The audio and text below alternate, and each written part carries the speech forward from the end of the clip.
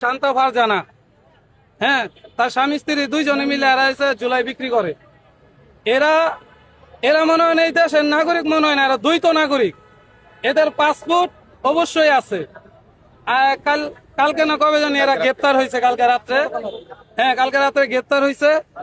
এদেরকে ভালো করে তদন্ত করে দেখেন এরা এই দেশের নাগরিক কিনা, কারণ এরা জুলাই বিক্রি করে। এমন কোন দল নাই যে কাউকে গালি দেওয়া কথা বলে না।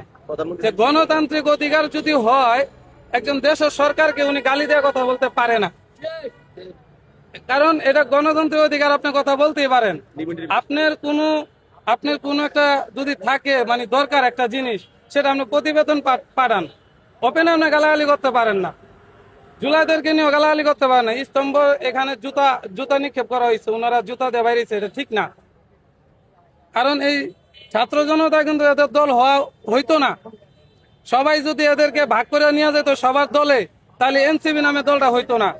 কারণ তাদের এই যারা এই দেশে যারা বিশেষজ্ঞরা আছে, বুদ্ধিজীবীরা আছে, তারা এটা ভাগ করতে দেয় নাই, তাদেরকে এক সাইড করে একটা দল বানাইছে। এই এই দলের উপরে জানো যাতে সবার ক্ষোভ থাকে। আসলে ক্ষোভটা সেই বুদ্ধিজীবীদের উপরে থাকার দরকার, যেই বুদ্ধিজীবী এই দলটাকে বানাইছে।